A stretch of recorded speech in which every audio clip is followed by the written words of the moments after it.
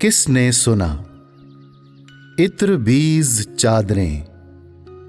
चादर आदाब, शाहाना वकार और तकद्दुस की एक शक्ल है। चादर छत की तमसील है। जब कोई अकीदतमंद साहिब मज़ार को खराज तहसीन पेश करता है तो दरअसल बुजुर्ग हस्ती उसे पनाहगाह मुहैया करके अपने फैज़ से आरास्ता करती है।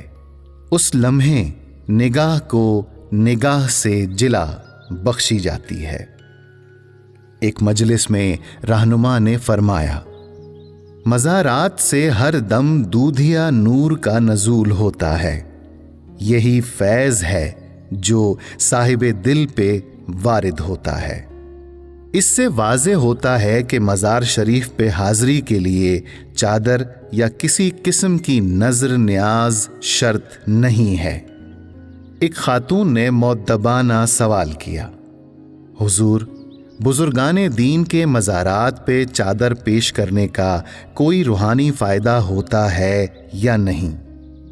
रहनुमा ने फरमाया, अगर चादर पेश करने में ज़हन शामिल नहीं तो कोई फ़ायदा नहीं, लेकिन अगर कोई फ़र्द ज़हनी और कल्बी वाबस्तगी के साथ साहिब मज़ार की ताज़ीम और मोहब्बत में चादर पेश करता है तो ये बेपनाह फैज़ के हुसूल का ज़रिया बन जाती है।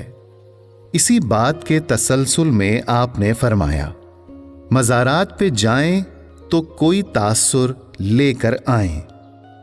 ज़हनी वाबस्तगी का पहला उसूल ये है कि हम उस बुजुर्ग हस्ती की तालीमात, तर्ज़ फ़िक्र और मिशन से हम आहंग हों, उनके इखलाक व अफ़कार में ख़ुद को ढाल लें, वरना महज ज़ाहिरी नज़र न्याज बातिन की प्यास नहीं बुझा सकती। एक मर्तबा राकिमुल हुरूफ ने अपने रहनुमा की हिदायत पर इमाम सिलसिला अज़ीमिया हुजूर कलंदर बाबा औलिया के मज़ार शरीफ से हासिल होने वाली चादर को ओढ़कर मुराकबा किया। चादर ओढ़ते ही महसूस हुआ मैं नूर की आबशार के नीचे खड़ी हूं। वजूद में ठंडक का लतीफ़ एहसास सरायत कर गया। खुद से बेखुद हुई तो देखा नूर की हर बूंद दायरे की शक्ल में सूरह इखलास की तिलावत कर रही है। एक मावराई सदा सुनाई दी, इमाम सिलसिला अज़ीमिया अब्दाल हक हज़रत कलंदर हसन उखरा सूरह इखलास की मुजस्सम तफसीर हैं। बहैसियत बशर वो अल्लाह की वहदानियत के बहरे बेकराम गर्क आलमीन से बेनियाज हैं। ये फैज़ जो तुम पर मोहित है, इन्हीं अनवारात की तरसील है। जब मैंने ये कैफियत अपने रहनुमा से अर्ज़ की तो उन्होंने फरमाया, माशाअल्लाह, ये हुजूर कलंदर बाबा औलिया रहमतुल्लाह अलैह का फैज़ है। तुमने न सिर्फ अनवारात को महसूस किया बल्कि उनकी तासीर को भी जज्ब कर लिया। इमाम सिलसिला अज़ीमिया हुजूर कलंदर बाबा औलिया रहमतुल्लाह अलैह के उर्स मुबारक के मौके पर हर साल 27 जनवरी की सुबह मरकज़ी मुराकबा हॉल में रहनुमाए अज़ीम हज़रत ख्वाजा शमसुद्दीन अज़ीमी रहमतुल्लाह अलैह की सरपरस्ती में हुजूर कलंदर बाबा औलिया रहमतुल्लाह अलैह के मज़ार शरीफ पे पेश की जाने वाली चादरों पे इत्र लगाने की रूह परवर और बावकार तकरीब मुनक्किद होती। रहनुमा आस्ताना के सामने तख्त पर रौनक अफरोज होते। हर चादर निहायत अदब व एहतराम से खोली जाती। तकरीब के आगाज में रहनुमा बजाते खुद वालिहाना अंदाज में चादरों पर इत्र लगाते। चंद खवातीन बसद एहतराम मुनज़्ज़िम कतार में खड़ी दुरूद पाक का विर्द करती हुई चादरों पे इत्र लगाती। इत्र लगाने के दौरान ही 10 की तादाद में उन्हें सफ़ेद चादरों में गठड़ियों की सूरत में तरतीब दिया जाता। एक जानिब बैठी खवातीन की टोलियां दिलनशीन आवाज में बारगाहे रिसालत माब صلی اللہ علیہ وسلم میں ہدیہ نعت پیش کرتی، گویا لفظ بھی عطر میں بھیگ کر بلند ہو رہے ہوں۔ ان مسرور لمحات میں کسی قسم کی عجلت کی گنجائش نہ ہوتی، ہر حرکت پرسکون، ہر ادا میں خشوع اور ہر سانس میں محبت کی مہک شامل ہوتی۔ بعد ازاں یہ عطر بیز چادریں دنیا بھر کے نگرانان مراقبہ ہالز نہایت ادب و احترام سے اپنے سروں پہ اٹھائے رہنما کی معیت میں ان بسوں کی طرف روانہ ہوتے جو زائرین کو خانقاہ لے جانے کے لیے تیار کھڑی ہوتیں۔